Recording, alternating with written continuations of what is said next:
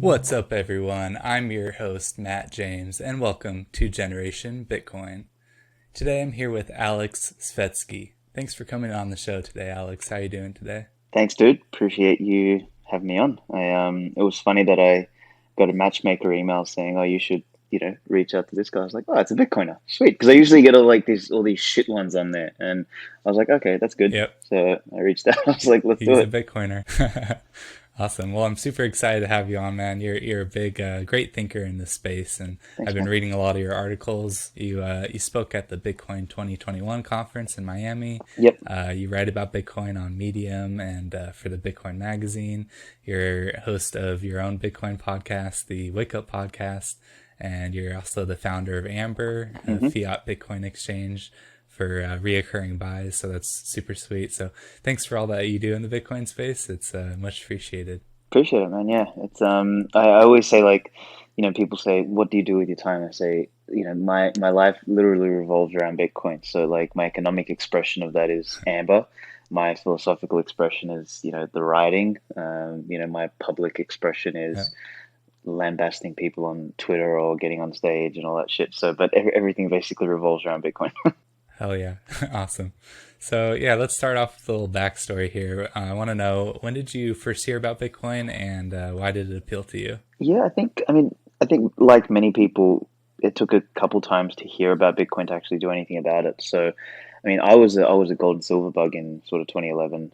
Uh, yeah, actually, what was it? 2010 and 2011. I was a full on gold silver guy, and so I I had gotten wrecked in the GFC. Actually, I got wrecked pre GFC. 2008, I actually made money on the market. But in any case, that I went on this whole journey down the rabbit hole to sort of try and figure out why was I so wrong, because I was when I got wrecked in 2007, I think it was, I can't remember if it was like Lehman or Bear Stearns or someone went bust. It was around August in 2007, and I was leveraged long on a couple banks, and I just got annihilated. So that kind of really took me down the rabbit hole. And yeah, between sort of 2008, 2009, I really learnt about, what this QE shit is, Federal Reserve, gold and all this stuff. And, back then I was watching your Peter Schiffs, your Max Kaisers, your Gerald Celentes, your Doug Casey, and God knows who else was around at the time. And yeah, I made some good money out of gold and silver, and along the way, somewhere along the way, like I heard Bitcoin, sort of mentioned, and I can't remember who it was. It was probably Max jumping up and down on a couch or something. God knows. And I kind of, I was like, yeah, whatever. Gold, silver is what I'm interested in, and I kind of went down that path to my everlasting shame and dismay and regret, because the money that I thought I made in gold and silver, pales in comparison to uh, what I what could have what could have occurred had I jumped in Bitcoin at the time. So yeah, then kind of my life took a bunch of different turns. I, you know, did all sorts of weird shit, got into software, blah blah blah. So Bitcoin was completely off my radar probably until 2016 again. And the way it jumped onto my radar was I had a friend of mine who was this sort of degenerate junkie that was buying drugs on the dark net, talking about how he was like buying, drugs with this thing called Bitcoin. I was like, that thing's still around? He's like, yeah, yeah. He starts telling me about how his friend made a bunch of money out of it, all this shit. And, it's like $600 now. It was like, $5 in and I remember when it was like, sub 10. I was like, what the fuck? So that kind of made me start digging again. And, my journey into Bitcoin was initially like, I've got a meme. I say I came for the money, but I stayed for the money. And for me, it was like I came to try and make some money. Like I was trying to trade, and you will climb Mount Stupid, right? I started shit coining, I did a bunch of things, but the more I dug, the more I found something of extreme substance and extreme importance with Bitcoin. So I've always been, responsibility oriented. I've always been entrepreneurially minded. I've always been extremely like liberty and freedom sort of oriented in terms of how I want to live my life. But kind of like, you do you, I do me. Get the fuck out of my way. Don't tell me what I should do with me, my life, my body, my decisions, and all that sort of stuff. And Bitcoin just seemed to align across so many levels. And the further I went down the rabbit hole, the more I've realized that Bitcoin is the most important thing happening in the world today. And I think really particularly over the last 18 months, almost 2 years now, like I have come to realize that humanity doesn't have a future without Bitcoin. Like it's an extremely bleak future, and yeah, man, that Yeah. kind of like brings me to today. Yeah, I think it's a pretty common thing for Bitcoiners to have, first first researched our money and the Federal Reserve and how that whole system works. That's where I came from as well. I researched that back in high school, and I knew that fiat money was corrupt and not what we want in society. And so I didn't find out about Bitcoin until a little bit later, but it's a good way to transition into Bitcoin, is first understanding the money and central banking and how that all works. So Yeah, there's kind of that's a good necessary point. seeds. The necessary seeds. This is why a lot of tech people just don't get Bitcoin. Like I used to have a dev that used to work for us at Amber, and he just didn't understand the Bitcoin thesis. He's like, oh, so well, I mean, Bitcoin's all cool and all, but look, what about Dogecoin? I was like, fucking hell. So like, if you don't have the rooting, if you don't have the understanding of you know how to define money, why money exists, what the purpose of money is as a technology in society, you don't actually appreciate why Bitcoin is so important. And that's kind of where we are for most people. Yep. Yeah, there's a lot of aspects to Bitcoin, and understanding the tech behind it is one thing, but there's economics and politics and et cetera, et cetera. So Yeah. there's a lot to learn about it for sure. So in your latest article on for Bitcoin Magazine, it's called "The Intelligent Person's Guide to Bitcoin." Yeah. That was a great read, by the way. It was short but impactful, and I like that you really were able to kind of summarize a lot into a short amount. So Thank you. you said that one of the things you said that stood out to me was you do not invest in Bitcoin, and I tell people to invest, and then I think about it and I think we probably shouldn't be calling it that. You're probably right, because it's not really a typical investment. It's you're fleeing, as you said, you're fleeing one fiat system for a completely different economy, a completely different system. So I really like that. So my next question, I guess, I don't want to say invest, but why, just overall, why do you see Bitcoin as a good decision to migrate from fiat? Yeah. And why should we, why should we leave that system for this one, in your Yeah. opinion? Migrate is a great word. I think this is, I think the quote specifically in the article is, one does not invest in a superior form of money, like, so it's like, you've got Zimbabwean dollars, you don't invest in US dollars, so that you can make some money and come back and have more Zimbabwean dollars. That's fucking stupid. You get out of the bad money and you move into the good money. Yeah. If like when society was operating on seashells and salt and, gold came as an emergent money, you didn't invest in gold, you moved into the better money because it represents the product of your labor more accurately. So when we look at fiat money, it no longer functions as money the way it should be. So money has three primary functions. It should store the product of one's labor, so it should store value in some way. It should act as a means via which human beings can exchange the product of their value or the product of their labor. So that's the medium exchange function. And it should be a unit of account. You should be able to measure other goods, products, goods, and services with that. So if we look at fiat money, it categorically doesn't store value. Like it literally, Yep. the value erodes day on day, week on week, month on month, year on year. Like there's a great meme about like, the Big Mac back in the 70s or 80s, whatever it was, or the 70s, I think it is, cost 65 cents. Now Big Mac is like $6. So your money has lost 90% of its fucking value. Like that doesn't make any sense, but we've sort of been normalized to believe that makes sense. So fiat money doesn't store value anymore, at least not very well. It still can be used as a medium of exchange, and it is the primary unit of account. So those two things are really tied, but the medium of exchange function is slowly being constricted, because for me to transact with someone to buy something that I might want, I need to jump a million hoops. Now, in some places, it's a little bit easier. In some places you can Venmo someone something, but go write a memo on the Venmo like weed or something. You'll see how well the medium exchange works, right? So, like, the exchange doesn't actually occur. So, if but where Bitcoin transcends all of this stuff is Bitcoin doesn't recognize time or place or individual or message or reason or purpose or any of that. Like, it is pure medium of exchange technology. You know, whoever signs a transaction can move UTXOs to any other location, irrespective of what anyone thinks, for what it's for, what time it is, why, or anything. That's like pure 10 out of 10 perfect medium of exchange.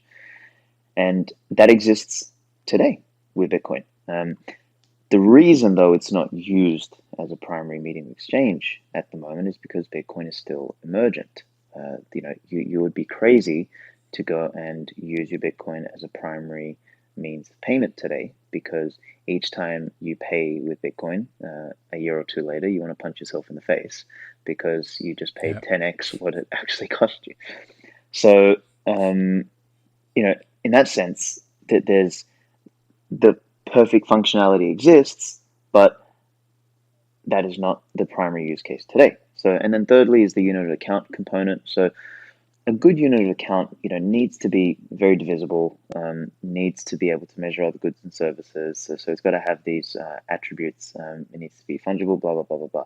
So as Bitcoin matures and as its liquidity deepens and as all of that sort of occurs, the volatility will taper off, and what you end up is in a situation where we can measure other goods and services in Bitcoin, and we won't measure it in Bitcoin. We'll measure it in sats. A bottle of water will cost 20 sats or whatever, and at some point 2 sats. So that transformation, as we emerge into that, and people sort of think of things as like sort of step functions. We go from one to another, and that's not how complex systems evolve. They emerge. So it's a transition. It happens over time, and Bitcoin is primed to be a perfect unit of account as well. And that there's probably some other elements there in terms of unit of account. Like, we know how much Bitcoin there is in total, so as a result, we'll be able to better account for everything else as well. We'll be able to better value all other products, goods, services, and everything else that's around us. So anyway, if Bitcoin performs these functions perfectly, it is because it has all of the attributes of money. It embodies all of the attributes of money perfectly also. So those two things combined mean that Bitcoin is a superior form of money. Now, you as an individual need to make a choice. Do you want to hold inferior money? So do you want to trade your finite resources, your time, your labor, your energy, your fucking natural resources that you mix your labor with? Do you want to trade that for the equivalent of seashells, or the equivalent of gold? Like, so this really is an individual preference, and you by all means can continue to trade your precious time for fucking shitty toilet paper printed by a few bureaucrats. Like, by all means, go for it. Or you can choose to trade it for the most superior, incorruptible form of energy money that has ever existed, that cannot be corrupted, that cannot be taken from you, that you cannot be told what to do with, that your proportion to the whole, and as a result, as the productive capacity of humanity continues to rise, your purchasing power will also continue to rise. Like, when I look at those two as a comparison, I'm like, you actually have to be stupid or ignorant, or an imbecile of some form not to be measuring your net worth in Bitcoin. So that's why, like, the migration into Bitcoin is like literally, it's practically an intelligence test, or it's Darwinism in action. Anyone who knows about Bitcoin but doesn't move into it is at this point stupid. There's enough content there to figure it out. So yeah, I like your reference to seashells, fiat being seashells, and and Bitcoin being, a superior form of gold, because the amount of printing that's been going on lately is pretty absurd. The money supply has increased, anywhere between 30-40% in the last year in terms of US dollars, and it's crazy that they mask it with these measurements like CPI, which is a complete scam in my opinion, because it makes people think they're, the money, it makes them think that they're losing about 2% a year. It's not bad. 2 to 5%. Okay, I can deal with that. But you look at the money supply, and by the way, we don't even know that the money supply is truth, right? We're trusting that the numbers are telling us is correct because the supply isn't audible. But yeah, there's a lot of problems with fiat for sure, and the first aspect of a money is to be a store of value, like you were saying, and fiat has definitely failed in that. I agree. Yeah. I mean, the it's like we're playing one big game of Monopoly, and the whole thing's one big fucking joke. It's like a big scam, and we're all just running around lying to each other about what's like. I mean, I saw a tweet the other day. It's like related to the whole vaccination stupidity, right? So in Russia, they were like, okay, the mandates that they enforced some mandates, and the mandates got reversed in like 7 or 8 days, because basically everyone went out and stopped eating at the restaurants, and all the restaurants started to go broke very quickly, so they fucking rioted, and so they overturned it straight away. So like, what I always say is, like, when you can lie to yourself economically, which is effectively what the fiat system is, it's one big economic lie. We can lie to it because so much capital has been built in the West, so much wealth has been built. We can actually lie to ourselves and burn through that wealth, burn through that capital whilst we're lying to ourselves, by making suicidal economic decisions. Like a lockdown, for example, is the most suicidal possible fucking decision any government can make. But if you don't have that cushion, and if you don't, if you don't have that cushion, whether you lie to yourself or not, like, it doesn't matter. You'll quickly feel the pain, right? Which is why a lot of the poorer countries like Mexico and all this sort of stuff, they can't do fucking lockdown because they will fucking starve. But on a Bitcoin standard, what happens is, because you can't lie to yourself economically, because you can't, rob Peter to pay Paul, and play this game of illusion. You like lockdowns and all of the shit that we've seen for the last 18 months would be categorically impossible on a Bitcoin standard. Yeah. Because you can't cover it up. You can't mask it with some sort of borrowing or money printing or any of that bullshit. Like, it would literally be raw consequence at the time of the bad decision. And that's sort of, digs onto a deeper point, which is something we're missing in the world today. Is like, we're missing the ramifications of consequence. Like, we're missing the instant ramification of consequence. What we're doing is we're masking everything, and the consequence comes later. But because it's hidden, the consequence hits like a fucking ton of bricks. Like, they're devastating consequences. Whereas, in a normal society with normal, sound energy, incorruptible energy money, when people make bad decisions, the economic consequence is instant.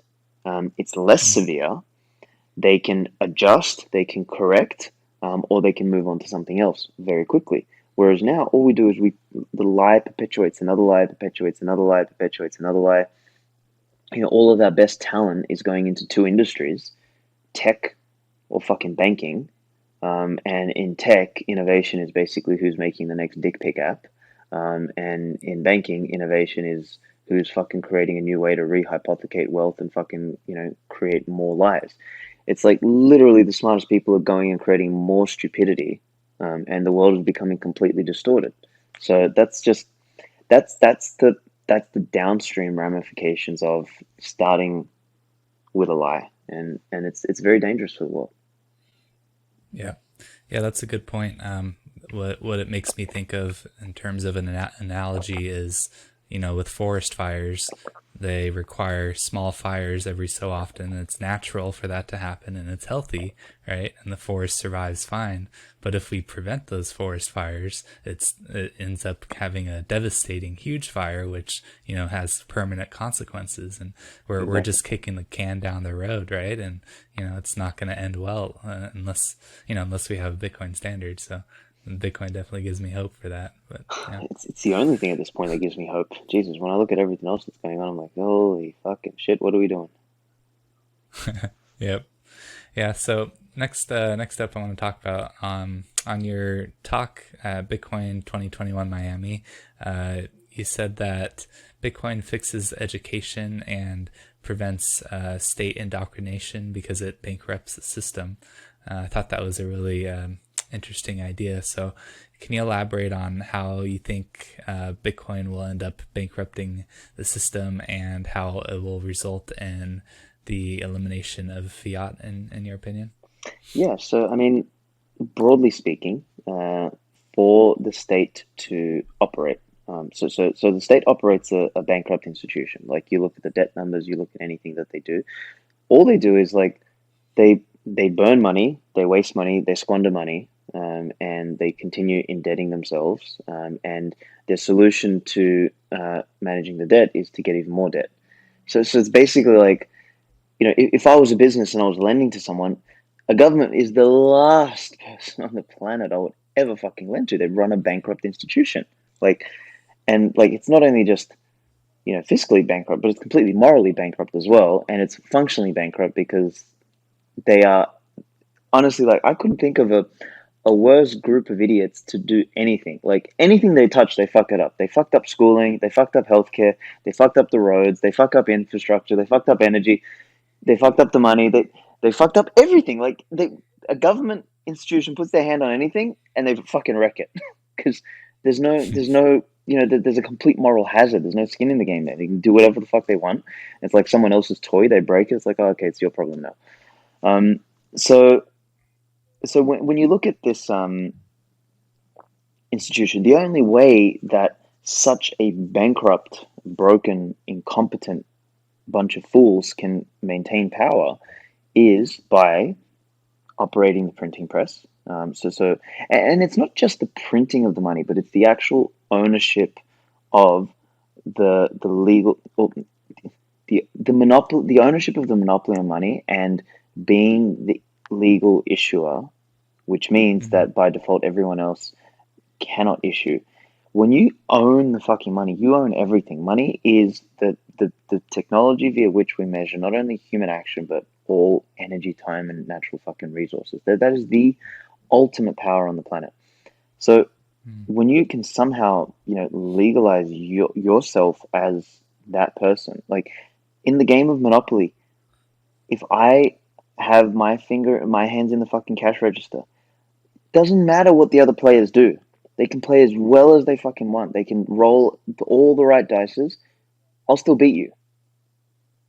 It is completely fucking rigged. So these idiots maintain power, maintain position through owning the money, and then they have multiple tools. They create it. They do the treasury purchase. They do all that crap.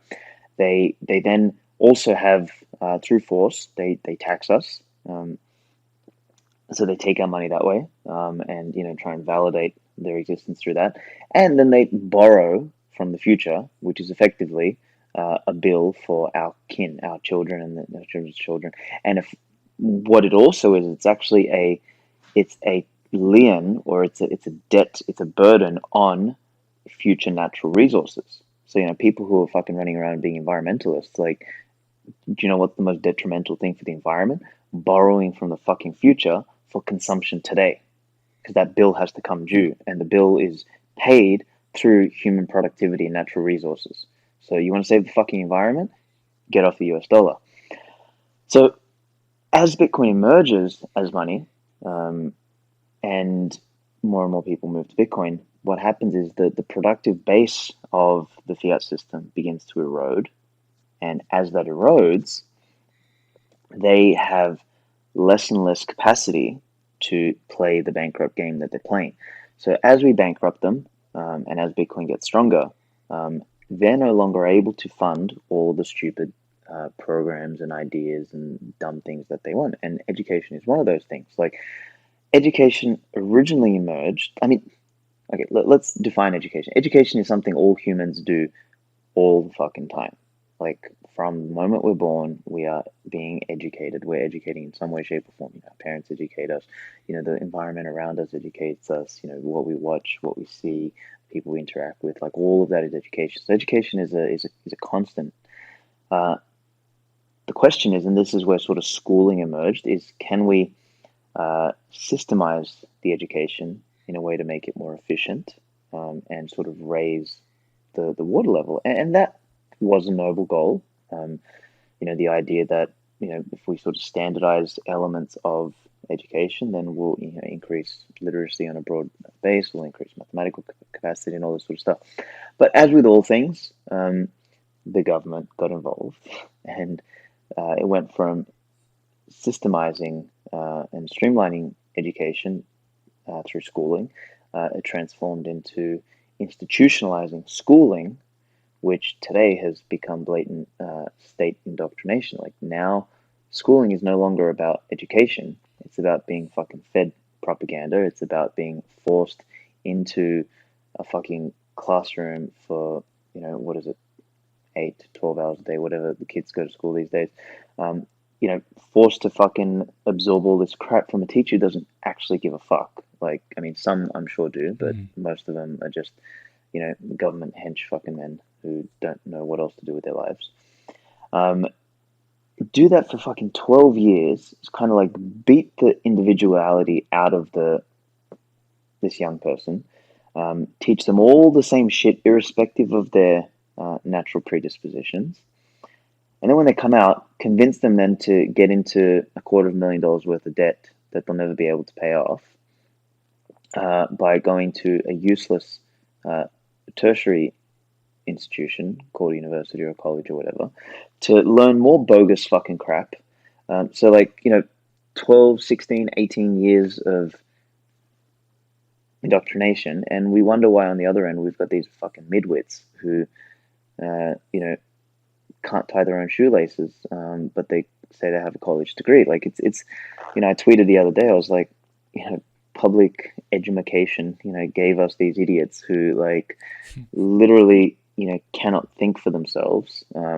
Whereas before this, public education system, what we had was, young individuals growing up becoming, craftsmen, tradesmen, artists, artisans, bakers, like farmers, etc. Like, they actually had skill, and people were like, oh, they're uneducated. Well, no, they were educated in a specific capacity, and they actually added value to society. Most of these fucking morons who come out of college these days, they don't add anything to society. Zero. They're a fucking leech. So I think, again, when we raise the specter of economic consequence to society, studying a useless degree and going through a useless state indoctrination program for 12 years is economically non-feasible. So the forcing function will naturally trend towards parents wanting the best for their kids, self-educating them, and then finding intelligent teachers or tutors or whatever to teach them the things that the kid has the most natural predisposition towards, simultaneously with the internet basically making all education free. That child can go and learn things as they need to. Like, I mean, the Sailor Academy is a great example of something that is, some of the best education on the planet is there for free. This indoctrination system can't compete. So Bitcoin just creates a forcing function for more natural, diverse, real education. Again, it swings the pendulum back away from state indoctrination. It actually swings it right past schooling and straight back into education, which is a discovery process, not a fucking process where we drill shit into people's head and make them regurgitate what we told them to think. So yeah, I think that's going to be one of the most impactful things that Bitcoin does to society, and I can't wait to see what kind of a renaissance comes out the back of that. Yeah, it's exciting. That's a good point. Our our current education system is super inefficient, and it would definitely be, better provided by the market. I mean, it already is being better provided by the market. Yeah. Like you're saying, there's free education online. So, yeah, that's definitely a good point. Like, so I want to talk about kind of a deeper question here. This is something I've been pondering about. So I don't know if you heard of Jeff Booth, but he had a good quote. He said that if you have corruption at the base layer of money, which we obviously do, you have corruption everywhere in society. And I've been thinking about that, because money is the base layer of our entire economy, and there is corruption, and it's, very, very severe. And what I'm trying to grasp is, if we correct that with Bitcoin, how do you think that, all the corruption elsewhere will also go down because the base layer does not have that corruption? And do you agree with that quote from Jeff? Broadly speaking, yes, but let's sort of dig into why. It's like when you like corruption is merely the process of doing something to gain an unfair advantage over someone else, and that can have benefits in the short term.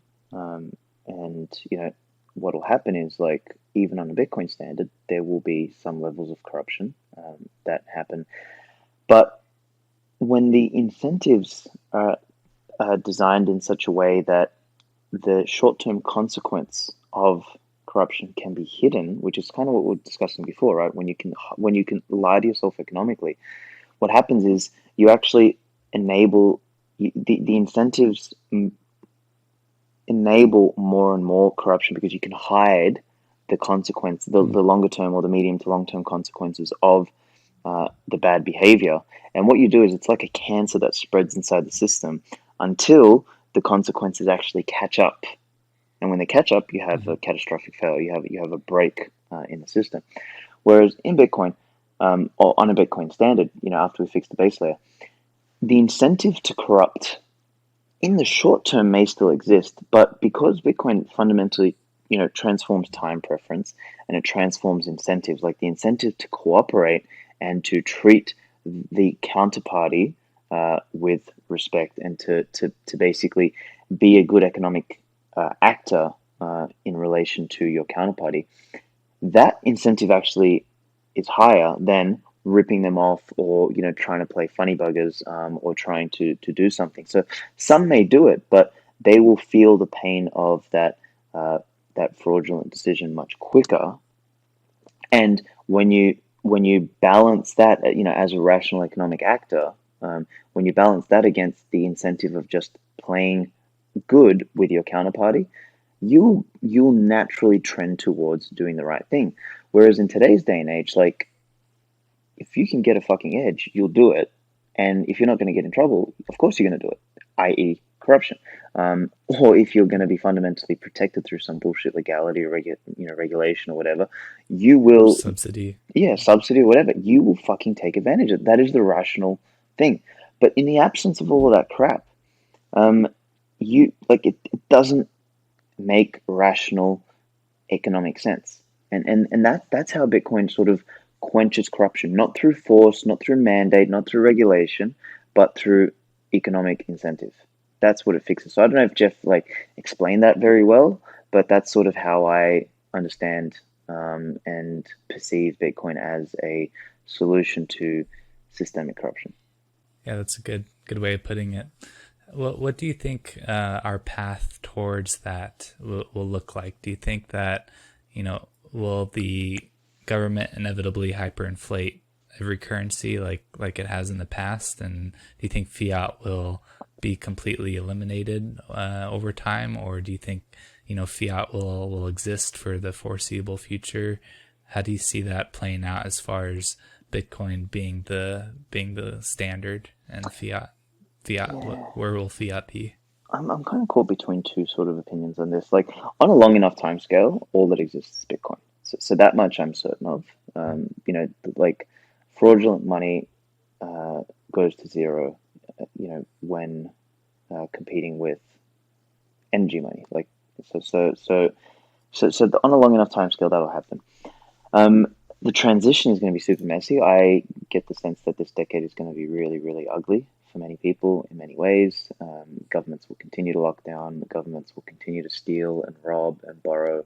UBI will be the thing that puts the nail in the coffin for humanity. It will literally turn humans into pets, basically into serfs. Like, if you want to turn a human being, like if you want to make someone a pet or a slave of yours or a serf, you make them dependent on you, and the way you make them dependent on you is you give them the money that they need for their subsistence, and then you say you must do X, Y, Z.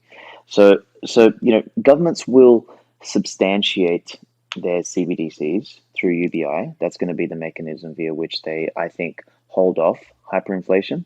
So I don't think hyperinflation will occur as a result of them creating more money. I think the hyperinflation event will happen as the migration to Bitcoin occurs and as all the productive capacity moves onto Bitcoin in these pockets of citadels, quote unquote, or regions in which economic prosperity starts to emerge, because people are on a Bitcoin standard, because they're actually producing real wealth. As that occurs and Bitcoin's financial or Bitcoin's economic significance continues to increase, what will happen that there will be a point where there's a flight into Bitcoin, and it's the flight into Bitcoin that will collapse the other system. Now, that's all going to happen at different speeds, in different locations, in different jurisdictions, and in different parts and different times over the next 10, 15, 20, 30 years. But yeah, on the other end of that, fiat just doesn't exist. It just cannot exist. Like it is the broken piece, which it'll be a remnant, or it'll be a memory of a history or a past that fundamentally didn't work.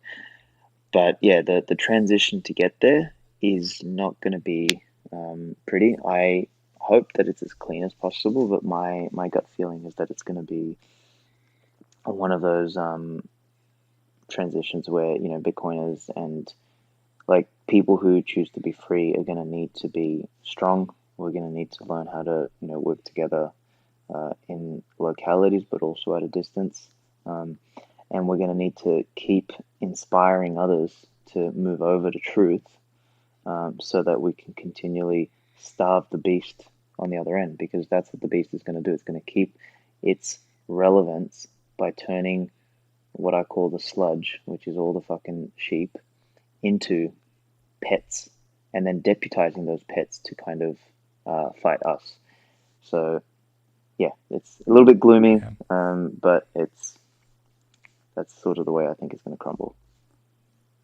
Yeah, I like that. I like that phrase, "starve the beast." That's a good one. I think I'm gonna use that. Yeah. Yep. Yeah. Hopefully in the future, our future generations, like you were saying, will look back and say, "Remember when we used to use that slave money fiat, and the government could just steal value from everybody whenever they wanted, and we just used it." And hopefully that they look back and realize that. But yeah, like you were saying before, it's the combination of the printing press, but also them forcing us to use it as legal tender, that causes all the issue. So do you think the government will fight back more in terms of trying to stop Bitcoin? Because clearly Bitcoin is going to be used as a currency. Right now they say it's a digital asset. Michael Saylor likes to say it's an asset, not a currency yet. But do you think they'll fight back when they realize, hey, this Bitcoin thing, this is a currency, this is threatening our printing press here? They're clearly going to do what they can to stop it, right? How do you think that's going to play out? You think they're going to be able to do anything to stop it? Yeah, they are already. Look at that Senate bill, and all the garbage that's gone on with that thing. This is the beauty about Bitcoin being a network like it is.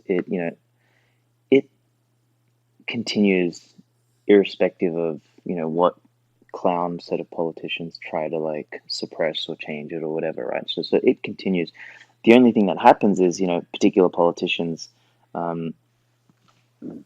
either, make happy or piss off all of the constituents. And, what we do as Bitcoiners and Bitcoin advocates and all of this is we kind of infiltrate every layer of the government, every layer of society, and we get people to put skin in the game.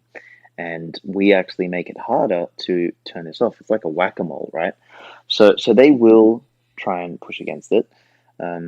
I personally think their best vector or their best angle for attack is through their adoption of something like Ethereum. So I think Ethereum, for example, is the most elegant state level attack on Bitcoin. And that's why I fucking hate it, with a passion, because what'll happen is under the guise of decentralization and under the guise of, the Vitalik fucking retard wonder boy, they will sort of position that as, oh, this is innovation, this is better than Bitcoin, blah, blah, blah. And they know that they can tell Vitalik whatever to do. Behind the veil of a bunch of techno fucking babble, they will transform something like Ethereum into a globalist surveillance fucking coin. And that's exactly what that trend is. So, but the problem is all the lemmings, all the fucking dumbasses who don't understand the difference between Bitcoin and shitcoin, they will go and basically do that. And unknowingly, their intent will be, oh yeah, decentralization, blah, blah, blah. But they were literally going to feed the beast that Bitcoiners are trying to starve. So that I think is going to be their best fight. Overtly trying to stamp it out is not going to work. It's too late for that. That needed to happen, 6-7 years ago. So I think they fucked up.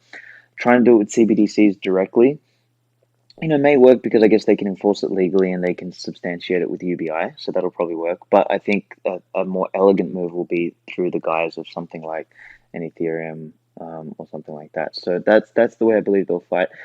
It'll basically, all it's going to do is it's not going to win them the battle. It's going to delay a move onto, a global Bitcoin standard, which the cost of that is going to be millions of people probably dying of starvation and, all these other ramifications that will happen along the way had we not just got to the Bitcoin standard much faster. So that's the problem with these idiots. That's an interesting possibility, and I never really thought of that. There is clearly a foundation behind Ethereum that can be corruptible, that can be taken over, infiltrated, and that's interesting possibility. You think the government may get behind Vitalik and kind of direct his decisions and whatnot? Do you think all other altcoins are shit basically, and do you think they're all corruptible? Yeah, absolutely. Yeah, that's the whole point. They're all an attack or a distraction on Bitcoin. Now, some are a naive attack on Bitcoin. Some of them are an overt attack on Bitcoin, Cardano, that fucking retard Charles Hoskinson. He sits there and he's like, oh, what Africa is missing is a digital identity so that, people from a young age can have all of their data stored on it and shared, with governments so that they can, get a loan in the future. It's these fucking idiots, literally globalist cucks who just want to create a surveillance state, but instead of the government building it, they want to be the contractor for the government, right? So these guys are literally the enemy, but they're flying a crypto flag, which the lemmings who don't understand the raison d'etre of Bitcoin literally go towards that. They'll sit there and they'll say globalism bad, but I own Cardano. Okay, dickhead, you're literally supporting the exact thing that you're apparently against. So all of these things are completely useless, completely pointless, and at best they're a fucking degenerate gamblers, paradise. So they're a distraction, and at worst they're an overt attack on Bitcoin, and probably just as bad is they're a potential, elegant attack vector for a state level attack on Bitcoin long term. Yeah, that's a good point. It's definitely possible for that to happen. I think I see Ethereum as kind of a test net in which that there's work being done on there. I think most of it will be moved on to Bitcoin and be done better on Bitcoin. Do you think that we should welcome these people in because they do own Bitcoin? They may not fully understand why Bitcoin is better than these altcoins and is more decentralized and unstoppable. How can we welcome them in and not be shut them out like that? Because I want to grow the movement, and that a lot of these people do own Bitcoin.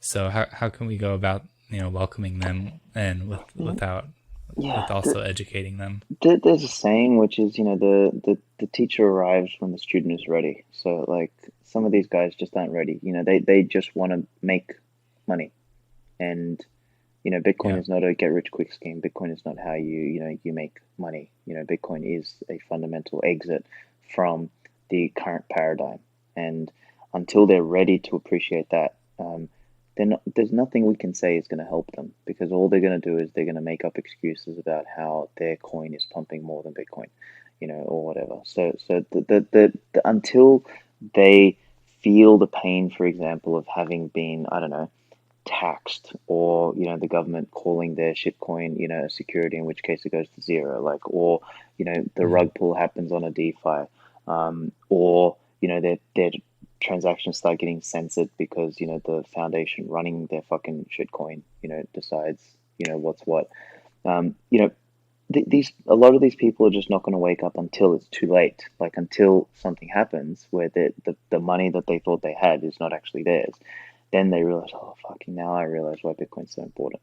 So what we just need to do is we need to keep building the content. We need to keep on our message. We don't need to go to them and try and, create the message for them and ask them to come over here. We need to maintain our message. And the very fact that the existing established financial system continues to crumble and get worse will drive them towards us through necessity and through pain, and some of them who are curious, intellectually curious enough, will discover, the content that Bitcoin is producing, and it'll ring true for them. I think that's the only real way. We don't need to go and beg them to come over here. We don't need to go and be nice. We don't need to go and play fucking kumbaya. We're all in this together. We need to remain on message and on point and not waver from that. And what they'll find is that in 2016, Bitcoiners were saying the same thing. In 2018, they were saying the same thing. In 2020, they were saying the same thing. In 2022, they were saying the same thing. And they were just changing their fucking narrative every 2 months. They will come and find stability with us. And I think that's the best service that we can provide to the marketplace. I agree that that's a good way of going about it, for sure. There's a term going around called toxic maximalism. Mm-hmm. What do you think about that? Do you think there's a point when people are in the Bitcoin movement are too shut out to everybody else and attacking everybody else? Do you think that there's a point where it's too far that way? Yeah, sometimes. I mean, look, the thing is, I understand why it happens, because the same dumb arguments from lemmings just keep coming up. It's just, one idiot will say, oh yeah, Bitcoin's not decentralized because it's China. And then, China bans mining, so Bitcoin, continues, nothing happens. And then that same idiot will be like, oh, Bitcoin's still not decentralized because exchanges. And it's and then, some other idiot will parrot the same thing. And it's this just sort of this really unfounded memery. And I mean, my article, The Intelligent Person Guides to Bitcoin, was a rebuttal to this dumbass economics professor who probably read about Bitcoin on Forbes or something, you know what I mean? And made his assumptions. So at this point, how much, the content is out there, the nice content is out there, the non-toxic content is all out there, from people like me, from Gigi, from Breedlove, from Parker Lewis, to Booth, to fucking, Sailor, to Preston Pish, to all of this stuff is out there. And these people, are behaving like ignorant morons, and at some point your patience level disappears. You're okay, well, fuck you. Don't buy Bitcoin. Fuck off. Stay with your shitcoin. And I actually sit squarely in that camp now. I'm happy to, if people are dumb enough to literally, despite me, because I always start nice, but when they start pushing back on things with unfounded moronic arguments, At that point, I'm like, okay, I have a better idea. Don't buy Bitcoin. Please go buy Ethereum, go buy Dogecoin, go buy fucking US dollars. Please stay the fuck out of Bitcoin, because I know that at some point they'll be back. But the beauty is that they will have paid the price for their stupidity or ignorance by buying a fraction of the Bitcoin that they could have bought when I told them to. And that's the reality of the economic consequence. And in many ways, I think that toxicity has a real benefit, because what it does is it encourages people who really, really, really get Bitcoin to continue accumulating Bitcoin. And long term, they're actually the people that I want to hold more Bitcoin, not the fucking morons. So, in some ways, I think, a good example is Saifedean bullying Nassim Taleb. That was fucking incredible. Like, literally, Taleb is a moron, and he now has no Bitcoin. He sold it all not because he made a rational fucking decision, but because he hates toxic Bitcoiners. That was like a win. In my mind, that is a fucking win and a half. Like, that means the Bitcoin that is going, like, the available Bitcoin is moving into the hands of hardcore hodlers and Bitcoiners who get it, and out of the hands of morons like Taleb and, Ethereum supporters and all these other idiots. So, yeah, I think toxicity, while sometimes, like, there's always stupidity. Like, it's not perfect. Nothing in the world is perfect. Like, there's always some dumb shit, but by and large, it's I think it's a beautiful thing. Yeah, that's a good point. There's if you study the on-chain analytics, I know Pomp goes over them, and he shows that currently a lot of the Bitcoin is moving towards long-term hodlers, and that's definitely a good sign for the base of Bitcoin. Every time it goes through these pumps, it ends up higher than it was before because there's more hodlers. So we gotta grow that hodler base for sure. So yeah. So next, where do you think the future in terms of regulation is going? A lot of these altcoins are, do have teams behind them. The SEC recently was talking about how, the security is defined by something with a team behind it that people invest in hopes of future profits. And a lot of altcoins fall under that definition. So do you think the government's going to go after a lot of these altcoins and take them down? Or? I don't know, and I don't really care, to be honest. Like, I just think it's for me, it's just funny watching one set of monopolists go and fight with, like, a new set of aspiring monopolists. So it's like, I don't care. Let them go and beat each other up, and we're just going to continue to Bitcoin, and I just find that hilarious. Yeah, I think they'll definitely go after some of these altcoins, and there's a lawsuit against Ripple and all that. So I definitely wouldn't want to be holding any of them after I heard what the SEC was saying about it. So yeah, well, I mean, I just it's funny. People are like, oh, let the market decide. I'm like, well, technically the market is deciding. The largest player in the market is the government and the SEC. They know they can't stop Bitcoin. There's too much skin in the game at different layers of society with Bitcoin that it's very hard, for them to turn it off. So what are they going to do? They're just going to go for, the lowest hanging fruit, the easiest target. And they will go and take out some of these dumbass projects that are decentralized and watch them disappear. It's going to be fucking hilarious. And I don't know. I just have no remorse for those idiots anymore. As much as I don't like state intervention, as much as I don't like the government doing anything, the realistic scenario here is that the government is a player in this market in some way, shape, or form. Even though they don't need to be here, even though everything was fine without them, and everything would be fine without them, and Bitcoin would win, and do all that stuff would happen without them. The reality is that government by its very nature is an institution that adds no value, and when it sees value being created somewhere, like a classic mafia racketeer goes and puts its fucking grimy fingers into it, which is effectively what they're doing here. And the ultimate outcome will be those who are claiming decentralization, whatever the fuck else they were claiming, will actually get wrecked and yes, suck shit to them. And it's just going to be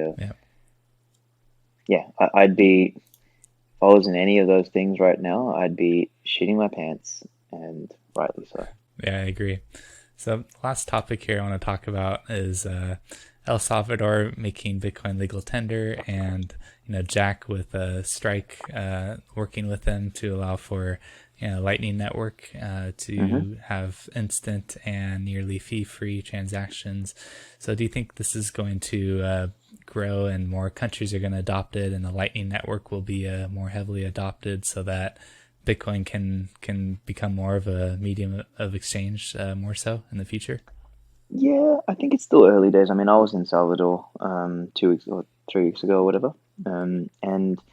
whilst there is some grassroots movements there, there is merchants and stuff accepting Bitcoin. Like, um, it's still very early. Where me and Jack differ a little bit is I look at Bitcoin as still squarely in the emergent money phase, and that Mm. part of the phase, it being a means of savings, not of payments. But I mean, it has to move towards there. So Jack is preempting that, and I guess the difference between me and Jack there is, Jack's a much earlier Bitcoiner. He has the runway to be able to do that, so he's doing that as a business, and someone needs to build that. Me, economically speaking, I got into Bitcoin a lot later than Jack, and my business doesn't have the same runway as he does. So I'm focusing on, you know, treating Bitcoin as a savings tool. So I'm servicing that element of the market, and Jack's servicing the next element. And basically, what will naturally happen is people will sort of come through products like Amber and transition into products like Strike. And I think Mm. that is special. And you know that's part of the dynamic of Bitcoin's emergence, is that it's going to happen differently everywhere. But to your original point with Strike is, you know, it's going to be very interesting in September to see what actually happens in Salvador, and whether that whole Lightning thing turns, whether it actually really starts to pick up some steam, or whether it, gets delayed, or whatever the case is. I mean, going there didn't give me much hope for them being ready in September, because no one actually knew what was going on. Um, Mm. but time will tell, and I genuinely hope that it is a success, and I may also throw my hat in the ring there to see if there's anything I can do to help to ensure that it becomes a success. Because if that happens, then it creates an incentive for other small countries to perhaps do the same, and then we start to create a movement that way, which I think, like, all of these things help, and that's just another part of the puzzle that'll help. Yeah. Yeah, it's definitely exciting, but you do have a point. It is pretty early in Bitcoin's adoption curve, and we still have a lot of volatility. I think going about it, and like you were saying, using it as a means to save right now is the way to go about it, because there is a lot of volatility, and it's not fully adopted. It's not really ready for that full worldwide medium of exchange. I mean, the market cap is what, 700 billion, and there's hundreds of trillions of dollars worth of fiat out there, right? So it still has a long ways to go in Yeah, terms of yeah, its adoption. Yeah. yeah. We're still early days, baby steps. So the baby steps will turn into baby strides, will turn into child steps, child strides. It's gonna all happen very quickly, and it'll all happen in our lifetime, which I think is the most exciting part. Yeah. What's your time frame looking for this? Do you think where do you see Bitcoin in a year from now, and in 5 years, and 10 years from now? A year from now, I mean, I think we're going to be right in the midst of a bull market. Everyone's going to be frothing at the mouth. Shit coins will be pumping. Everyone will be making a bunch of money, and everyone's going to be happy. Um, I think 5 years from now, we're probably going to be somewhere in a very similar point in the cycle, but just in order of magnitude larger. So that'll be sort of the next period of the hype cycle. But we'll have gone through a nice winter to shake out all the tourists in between that. I think in 10 years' time, we're talking about multi-million dollar Bitcoin in terms of relative purchasing power, and we're in a very, very, very, very different world by that point. Like, much of the fiat infrastructure will be broken, damaged. irreparable. There'll be a whole lot of dystopian bullshit, going on. Like particularly like in the 5 years, we're going to be right in the middle of that shit, and I think it'll be right in the worst of times. But that's sort of where I believe the real inflection point for Bitcoin will happen, because the pain of the draconian measures, and I think people having lost their businesses, starvation, supply chains broken, all this sort of stuff will freak the fuck out of people, and they'll all piss off into Bitcoin. You'll see asset liquidations across the board, across all sorts of things, all trying to buy and get into Bitcoin whilst they still can, and that's gonna be what drives the pump in the 5 year period, and then in the 10 year period we're going to be in the stratosphere somewhere. So sort of like. Do you think the price of Bitcoin will stabilize over time as more people convert over from fiat to Bitcoin? Yeah, of course. I mean that's going to be a natural phenomenon. Like Bitcoin moving, $10,000 today is like what is that, a 16% move, but Bitcoin moving $10,000 when it's $1 million is a 0.1% move. So that'll dampen over time the percentage move, and that's fine.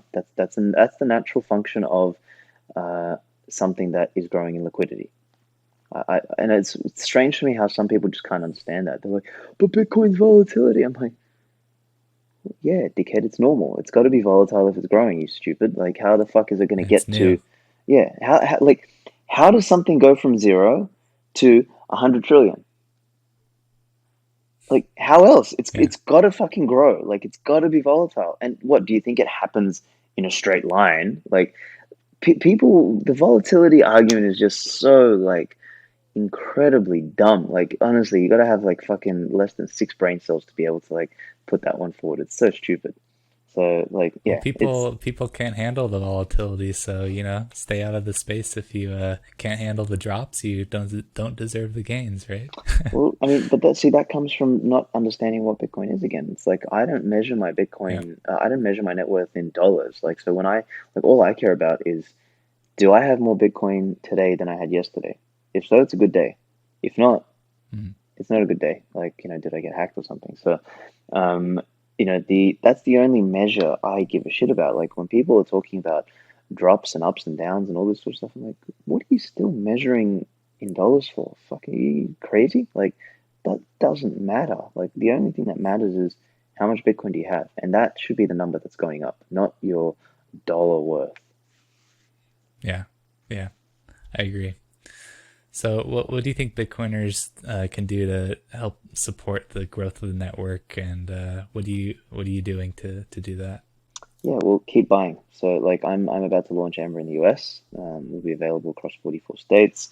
We're gonna have some cool features like that differentiate the product. So like smarter accumulation features like auto buy the dip, and we're going to build a button like called buy the Schiff. So every time Peter Schiff like tweets about Bitcoin, it'll buy you some Bitcoin. So we want to encourage people to just continually stack, continually accumulate, and then we'll be doing some other things where people will be able to like effectively pay their bills and like buy shit that they need to buy in fiat, all without having to sell their Bitcoin. So we're going to start treating Bitcoin as a collateral, and effectively creating a large-scale retail speculative attack on the US dollar and the other fiat currencies that we're involved in by enabling people to spend dollars and save Bitcoin. And if we can do that, if we can help enable people to never, ever, ever sell their Bitcoin, and continually spend the shitcoin that is fiat, I think we can do some big things. And I hope people will, use products like Amber and Strike, etc., that enable that kind of thing. Awesome. Yeah, I'm on the wait list, or I'm on your email list, waiting for you to come out in US. So that should be coming soon, right? Absolutely, man. Very soon, actually. So if people want to jump on, they can check it out. There's like a little banner at the top of our website, or if you just go to like amber.app/united-states, you can sort of sign up to the waiting list. But yeah, it's around the corner. We're dealing with a few things now, like with the payment partner. But we did manage to run our first US transactions this week that's just passed. So yeah, it'll be awesome. rolling out in parts. Cool. Well, where else can people find you online and your podcast and all that? Yeah, so Ghost of Svetsky is my Twitter account because my original at Aleks Svetski got banned. So if you're Uh, watching this, you'll see my username there, but I'm sure Matt will put it in the show notes.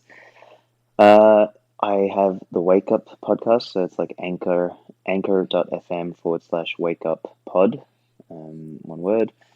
My Medium, svetsky.medium.com, but these days I'm more writing on Bitcoin Magazine. So if you just type in Bitcoin Magazine, Aleks Svetski, or just even Bitcoin Magazine Svetski in Google, you'll find my profile in there. And a lot of my new stuff is going to be on Bitcoin Magazine. And then the other place, if you want some really, really like deep philosophical stuff, go to bitcointimes.news, so times.news.